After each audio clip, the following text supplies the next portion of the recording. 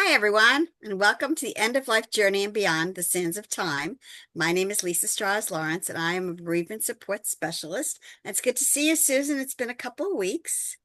I know. So good to see you traveling the world, Lisa. I'm glad that you're back and I'm glad we're together today. And our topic today is it's interesting. It's an interesting one. It's about signs from our loved ones. Coincidence, or is it really a connection? So I want to welcome everybody. Today, Lisa and I will be exploring something that's really personal in our lives that many of us have experienced, both Lisa and I, after losing someone we love. And those moments, it's when something makes us feel that our loved one is still with us. And I think maybe you have a little hint about what we're talking about, like finding that dime on the street, or finding a feather in an unexpected place, or hearing a significant song at a certain moment in time, or even dreaming of them in a way that you never dreamed of them before, which is something personal to me that I'll talk about in a few minutes. But we're asking today these questions because how often do we talk about these after we've lost a loved one? Are they signs from our loved one who's passed? Or are they simply coincidences that our grieving hearts want to hold on to? So, whether you're someone who firmly believes that your loved one's sending you messages, or if you're skeptical but curious, then we hope today's conversation brings you a little bit of comfort and maybe a new perspective about things, right? So, we want to start out with maybe we'll each talk about a personal experience, Lisa. Sure, Do you have one in sure. particular? I have two. After my mom Okay. died, there's a song, Celine Dion song, Because You Love Me. That is a beautiful song. And we did that at my mom's unveiling, which is 1 year after my mom died. And I had song sheets, and I had everybody sing the song. And afterwards, I heard that song on the radio. I heard that song when I went into stores. Like the song just kept surrounding me. It was really interesting. And people kept saying, "Ah, Right. it's a coincidence. You just walked in when it was playing." But it was just so meaningful. And the second thing is after my husband died, there's this poem called Pennies from Heaven. Our loved ones are supposed to be throwing down, and I don't know the whole poem, but they're throwing down pennies to remember them by. And I found pennies in the most weird places. I would go to a meeting and the penny would be on a desk. I'd be in the car and the penny was on like the console. I'd be in, my office and the penny was on like, on top of something. I mean, there were pennies everywhere. And that was going on for some time. It was really interesting. So, how about you? Go ahead. What's yours? I have a couple as well. At certain times, our wedding song will come on, specific times. But I think the biggest thing that stands out for me, and this is really, really wild. So at least twice a year, I have a dream, but it's not about a day in the life of with my husband. It's not about doing things or outside or at somebody's house and we're just speaking to each other. It's very specific. And it started the week after he passed, about a week later. And I'll give you an example of just one of them. I was at a mansion type house and they were having a barbecue or an event in the backyard. And we're all sitting around and they're barbecuing and way across the lawn, like acres, okay, I see three men walking along the perimeter of the trees and then up towards the house. And the two men were robed with these long down to the ground robes on, and my husband was not. Okay, he was just in regular clothes, I guess, but he looked nice. But they walked up to me, and he got down on his knee, and he said, "Don't worry, everything is gonna be okay. Don't worry. I just came here to tell you today that everything will be okay." Now, I'm sorry, I made a mistake. That was the second or third one that I had. The first one was that I was in this big mansion type of house again. I don't know where this comes from. I don't live in a mansion type of house, but it was my living room and it was cathedral ceilings and there was a couch with an ottoman and and there were boxes all around and garbage and it was just a filled room with clutter and my hands were on my face and I was crying that I can never do this. I won't make it here without him. And he all of a sudden the doors burst open and he comes running into the room where I was at the ottoman. He bends down and he said, "Everything will be okay. You will be okay. Don't worry about anything. Everything will be okay." And then he stood up and he turned around and he left the room. So every dream, and he's been gone now over 10 years, 11 years. Every dream that I have, and I have had to have at least two a year, are just like that, but in a different way. He's coming to tell me that I'll be okay. So, is this a psychological thing?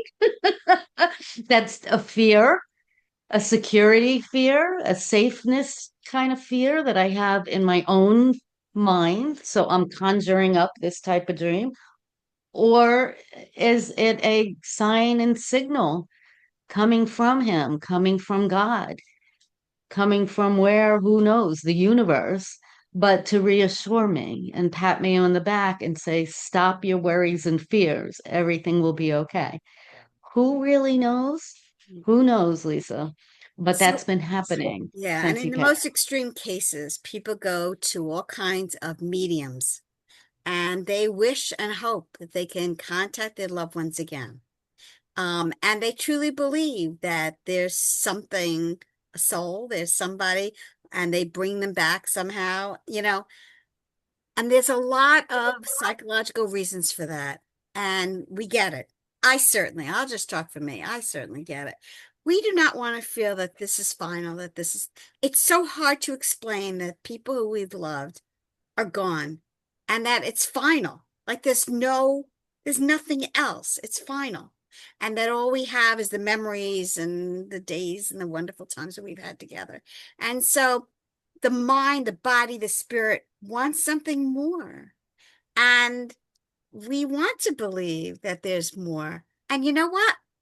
There's nothing wrong with that unless we become so obsessive that we cannot live today. If we cannot exist and cannot move and do and be, and we're stuck, then it becomes a problem. Okay, a big problem. Right, Yeah. But right. what's wrong with thinking that there are, signs or whatever? Yes, and feathers. I've got this thing with people with feathers. Another thing that people say is not hummingbirds, but the other thing with the wings, the Cardinals. wings. Cardinals. Yeah, I've got a beautiful sign with the cardinal over here, always with me and stuff. You know what? Well, there's nothing wrong with any of those things. There really isn't. We Yeah. want to do what we can No, do. and I think it is a feel good thing. It It is a feel is. good thing. And we're Lisa and I are not here to talk about what you should believe, what you That's right. shouldn't believe. That's right. But I do have faith and I do believe in things. And whether these little signs are something to hold on to or not, um, you have your own beliefs about things, right? So take it as it is. And if you believe in that dime and you believe in that cardinal, sorry if you hear my little dog over here bothering me. You know, it's up to you whether you want to believe that or not. I've talked to a few people recently about their thoughts on what happens, after you die, and there are a lot of people that think nothing. You're in the dirt. There is no heaven, there is no afterlife, there is no nothing. That's where you're at spiritually, and that's what you want to believe. Well, who are we to say otherwise? That's right. Okay. That's right. But when it comes to the little things that you see or hear or that are happening, it's like you just said, what's wrong with that? And Mhm. why can't you hold on to that? And why can't you have some beliefs? Because matter of fact is that we don't know. That's right. We don't know, That's right. right? So So why that not hold on to some of the things that make you feel good? that goes back to what I asked my mother when I was a little child. And I said, Mom, what happens when we die? And my mom, so practical, said, well, nobody has come back to tell us. That's what her Yeah, answer was. And she tried to be very honest about that. You know, she was trying to say something that would make sense at the time for yeah. me, you know? And I mean, even scientifically, they've proven that our brains, they're wired to find human connection and to find meaning and connection with other people and connections. So how does somebody die and we just lose that whole past with them? In a blink of an eye, we're supposed to forget about the memories and not think about them anymore. And go ahead, Well, you're saying I something. think, well, again, it's not a black and white. And so the gray is that those memories, and you do legacy work, I mean, we pass it down. And so that person is living. They are living inside each of the generations, the things that we do. People actually, make the same recipes or, there's so many things that you can do to bring that person's, what they did and how they were. And grandpa used to do this and daddy used to do this and all those things. And that's what we do to keep the memory alive. Now, the rest of it is, so are they trying to communicate with us? Is there something beyond? And nobody knows the answer to that. And I do feel very strongly that people need to find it within themselves. And it's not a right Exactly. or wrong. It's not a yes or no. It's not a black and white. It's, It's not. it's what And works. if these coincidences that happen, and no matter what they are, and they're different for different people, it's okay. It can feel meaningful to you at this time, especially, while we're grieving. And it's important to feel good in your heart and still feel the love. So, in other cultures too, they sometimes they believe in reincarnation. Yes, Many they do. cultures, That's right. That's right. I work for somebody who said many what- cultures believe in yeah, she wanted to reincarnation. come back as a greyhound because she said greyhounds are thin and they can run a lot. So this, yeah. Anyway, yeah, they really, are making And lives. they in those cultures though, they look for the signs, right? From the deceased Yes, that involve spiritual traditions. They include them in, and they use those signs as true beliefs. yes. Not I don't know how my words are not speaking correctly today. Thank you. I don't know how to interpret that. I don't know much about that, but they believe really in, maybe you come back as a bird, or, and they do things to specifically embrace that and engage in that.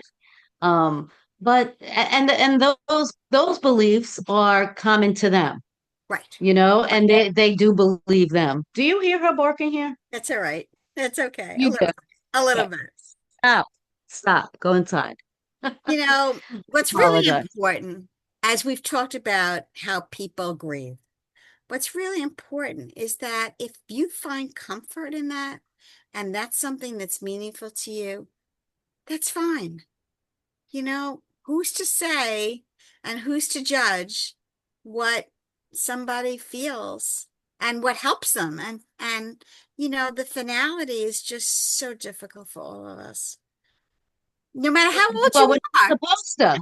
We're not supposed to judge them, right? That's And we're right. supposed to, right, but many people do. They do. They So do. it's very important that finding meaning in these signs for some people can be healing for them. That's right.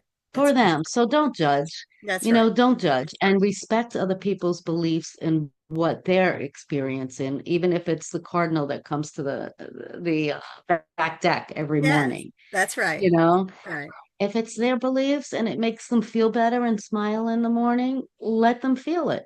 Let them feel it. And there are so many other things that we're not even talking about, but you get the gist of the conversation. Yeah. That are they real? Are they not? Are they signs?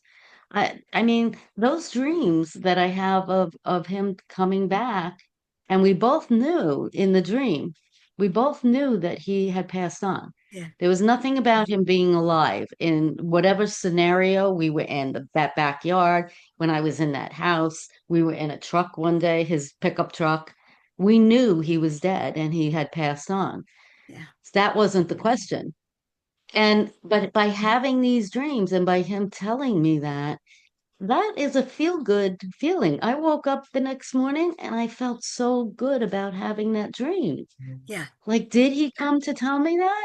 Right. Right. Or is it just something I'm playing with in my own brain? But it felt good to me. Maybe it wasn't the cardinal, but it felt good to hear his voice and his Yeah. comfort and Yeah. reassurance. I mean, I'm sure many people want to have that dream. Sure they So do. I feel lucky for Yes. having that Right. That's over right. the last decade. Yeah. That's I right. feel lucky about that. Yes. People have said to me, how come I don't see, my loved one? How come they haven't come to me? Interesting, right? It's Yeah. very interesting, Lisa, because you know why I got into this work. Over that 2 year period, I lost 18 people in my life. Not 18, what am I talking about? 14. 14. I thought it was 18, 14. 18 just rolled off my lips. Yes, it's 14. Yes. That's still a um, crazy number. it is. But they were close people. So my mother, my sister, my brother, my in-laws, my cousin, my best friend, my two neighbors, they were significant people in Mm. my life. So when I think of, having gone through that, I honestly can tell you, out of the 14 people, why is it that I only get that sign from my husband? Mhm. I don't know. And I don't feel anything from my mom. I feel nothing from my sister. Yeah. So yeah, you wonder, we could keep wondering though, and we'll never know the reason That's right. why. That's right. We'll never know the reason why. Out of all those people, do I get those signs from one person? Um, I can't answer that. And I know if you clicked on this video, you were hoping for a definite answer from us about that connection, but there really is no answer. Well, we don't know. We'll never know. But not to take it lightly. If it makes your heart feel good and it makes you feel loved and you have these sightings or see things or dreams, or go with it. Why not? And that Why means not? also to accept that other people, when they tell you something, don't just say, That's right. that's a ridiculous thing to, don't do that to people. That's right. So we want to just relay that today. Yes. Don't Yes. think people are cuckoo and Yeah. crazy. And there are a lot of cuckoo, crazy people in the world. Yeah. But if it's something that's making them feel just a Yep. little bit better in this Yep. big, great, big, giant world of grief that we all Yes. suffer at Yeah. one point or another, Yes. just let it be. That's right. Right? That's right. That's right. That's what we wanted to really say today. Just let it be and take it for what it is and embrace the happy that you can, or don't judge and let your another loved one embrace what they say That's and right. smile and give them a hug and say, That's right. okay, That's right. right? Yes. Yes. Okay. Good. Well said. So, Okay. whether these moments are coincidences or genuine connections, again, perhaps what matters most is the comfort they bring you or a person in your life, somebody that you know. And it could mean that even love transcends even death, right? It could mean And it's one of those conversations that we can just have and talk about like this with you today, but really we have no answers or solutions for this. We'd love to hear your that. Yes, we experiences would. though. We would. Please share. So Please share. leave a comment about it. We will talk about it in the future on another video. Have you received any sign from your loved one? Something big? How did it affect you along the way? Yeah. Right? Grief is a unique journey for all of us. And however you interpret your own experiences, we hope that somehow you find some peace and healing along your path. Well said. And that's it, Yeah. right? We don't Yes. know. That's right. We don't know, Lisa. That's right. Anything else today? No, that's good. I think it's good to. Okay. This was called a video short for us because Yeah. we usually That's all right. Real long videos, That's right? all right. Yep. So we just want to thank you for joining us today. And it is a heartfelt conversation, although all of our conversations are Yes, very they are. heartfelt. Take a look around at the channel, our YouTube channel, and there may be something that you could forward to a friend that really could be helpful when they're going through a particular time in need. Yes, yes. And don't forget, Lisa does her bereavement counseling, right? You want to talk about that for a minute? Oh, I'm here, ready Give to her a call. Reach support. out, Yep, contact, no matter yep. where you are in the world because of Or Zoom. or a group. If it was a group, I do Yeah, groups as well. yeah. You just Just finished be one up. around That was people. lovely. I this still going. Though it's really good when you know that you've really made progress because they don't need to meet every week anymore. That's progress. Yeah, They're living. yeah. That's perfect. They're moving. Yeah. Yeah, that's good. That's perfect. It's Perfect. And I yep. do legacy work, so I help people in with 6 different projects record their memories and history and experiences and memories for their families, but for future generations, the ones that they'll never get a chance to meet. So reach out to me anytime and I can tell you a little bit more about that. So until next time, keep your hearts and your minds open to the mysteries that surround us at all times. That's true. And thank you for joining us. Thank you. Take care. See you next time, Lisa. See you next time. Bye-bye.